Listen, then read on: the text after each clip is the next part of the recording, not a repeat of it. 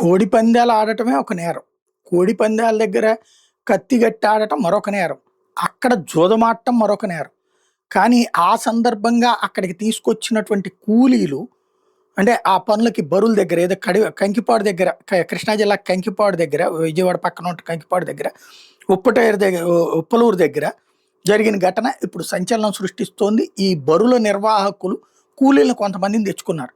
అక్కడ ఈ పందాలు ఆడుతున్నప్పుడు కొంత డబ్బుని వీళ్ళు దొంగతనం చేశారన్నటువంటిది అనుమానం వచ్చిందట. దాంతో ఆ బరుల దగ్గర డబ్బులు దొంగతనం చేశారంటూ వాళ్ళని కా తాళ్లతో కట్టేసి చితకబాది వీడియోలు తీసి సోషల్ మీడియాలో పోస్ట్ చేసినటువంటి సంఘటన సంచలనం సృష్టిస్తోంది. అంటే ఇక అసలు మనం ఎక్కడున్నాము? ఆటవిక రాజ్యంలో ఉన్నామా? లేకపోతే మామూలు రాజ్యంలో ఉన్నామో అర్థం కానటువంటి పరిస్థితి ఉంది.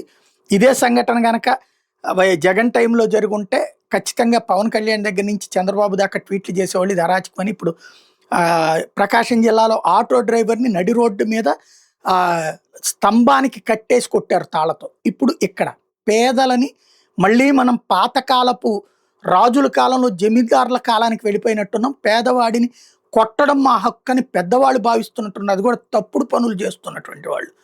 ఇప్పుడు ఈ వ్యవహారం కాస్త సంచలనం సృష్టిస్తుంది.